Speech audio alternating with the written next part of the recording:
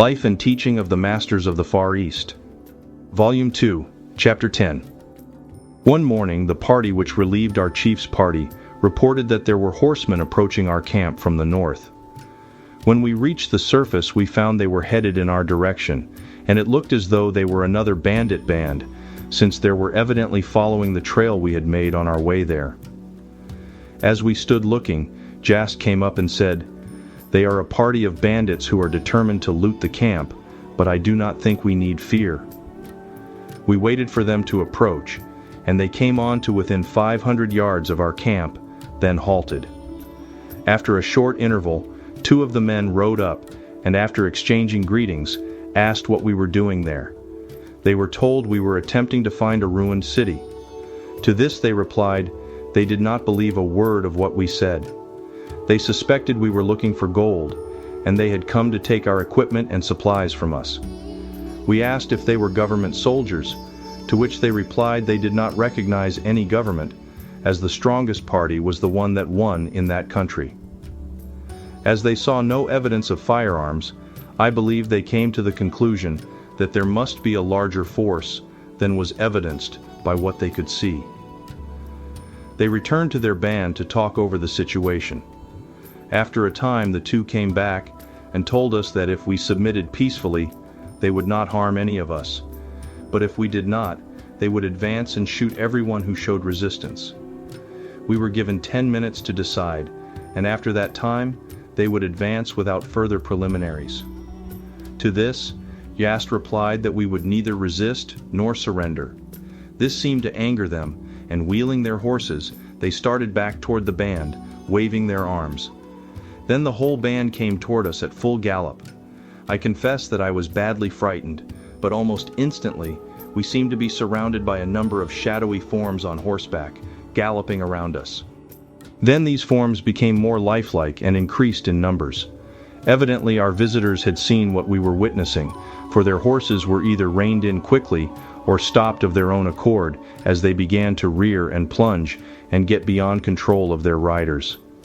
In a moment there was wild confusion among the band, which numbered about 75 horsemen. The horses began plunging right and left, beyond all control of the riders, and this ended in a wild retreat, with our phantom horsemen, as we called them, in close pursuit. After the excitement was over, our chief and two of the party, including myself, walked out to where the main band had halted, and could find no tracks except those made by the robbers themselves. We were very much mystified at this, since the relief had looked as real to us as did the bandits, and the rescuers had seemed to have come from all sides. We fully expected to find the tracks of their horses in the sand, as well as the tracks of the horses the bandits were riding. When we returned, Jast said, "The phantom horsemen, as you call them, were only pictures, made so real that you, as well as the bandits, could see them. In a word, they were the pictures of other occurrences that we were able to produce in so lifelike a manner that they could not be distinguished from the real occurrence. We are able to produce them for our own protection as well as for that of others, and no one has been harmed. Where a definite purpose is served, there is no harm in the outcome." A doubt had arisen in the minds of the bandits. It was not logical that an expedition like this would venture so far away without some protection, and we were able to take advantage of this to frighten them. They are very superstitious and always on the lookout for trickery. That type is the most susceptible to fear, and they saw just what they expected to find. If we had not used this method, we should in all probability have been obliged to destroy a number of the band before they would have left us in peace. As it is, we shall hear no more of them. We were not molested again. The beautiful lady continued, "If you could only see that the tragedy of Jesus' life ended with the crucifixion, that the joy of the Christ life began with the resurrection, and that the goal of every life should be the resurrection rather than the crucifixion.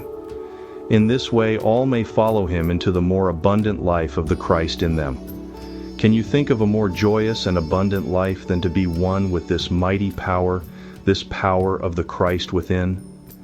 It is here you may know that you were created to have dominion over every form, thought, word, or condition. In living this life, which is the fulfillment of every need, you will find that you are living an exact, scientific life. Jesus increased the few loaves and fishes the little lad had, until he was able to supply ample for the multitude. You will observe that he bade them sit down in an orderly, expectant attitude, ready to receive the increased supply by fulfilling the law. If you are to find joy and satisfaction in the life of Jesus, you must fulfill the law of his life by acting in harmony with his ideals. You cannot stand and worry as to how you are to be fed. If Jesus had allowed this, the multitude never would have been satisfied. Instead, he quietly blessed and gave thanks for that which he had, and the supply was increased in sufficient measure to meet every need. Living did not become a difficult problem until man disobeyed and refused to listen to the inner voice. When he returns, and again learns to listen to that inner voice, he will cease to labor for the means of a living, but he will work for the joy of creating. He will enter into the joy of creating, and he will create under the law of the Lord, or Word of God. Through his Word he will find that he can move upon the all-loving and all-enfolding substance of God and bring into visibility every ideal he holds in thought. It was in this way, step by step, that Jesus mounted to the heights and proved the supremacy of the Christ in him over the limited concept of mortal thought. When this is realized, work becomes a joyous quality of one's being. Jesus proved that the truly spiritual life is the only joyous life. He became clothed with dignity and glory because of his victory, yet that victory left him as free as a little child. Although the world is not wholly awake to its desire, it is this desire of joy and great blessing that it is seeking. Man may seek satisfaction in the pursuit of personal things, unmindful of the law that says he shall lose that which he seeks for selfish gain. But through the losing, he soon finds that the fall of the personal but marks the ascent of the spiritual. He realizes that man's extremity is God's opportunity. You must know that you are entitled to every good and perfect gift of God, and you must prepare to receive those gifts through the knowledge of God as your divine nature. If you separate yourself from God in thought, you will also separate yourself from him in manifestation. In order to enter fully into the joy of life, you must seek life and joy, for the fullness and joy that that life gives to all humanity. The laws for the establishment of heaven here on earth, which Jesus taught, and which you have seen applied in a very small measure, are exact and scientific. Man, being the Son and true likeness of God, contains within himself the true Spirit of God, his Father. He can discern and use the laws of his creative parent and bring them into full operation in his world of affairs, if he only will. Then she said they would be pleased to answer any questions he might like to ask. Ray said he did not have any questions to ask, for he had been too deeply stirred to want to ask questions. He just wanted to think. He said he had some things he wanted to say, and he hoped they would not take offense, for offense was not intended in any way. He continued, "We came here, as we supposed, to find the remains of a people long since dead and gone. Instead, we find a people living a far more wonderful and active life than can be comprehended. If this thing that we have seen could be heralded abroad, you would have the whole world bowing at your feet." The three ladies said they did not wish the world to bow at their feet, but they longed to see all mankind bowing at God's feet. They went on to say that mankind already had too many idols. The ideal was the thing really needed.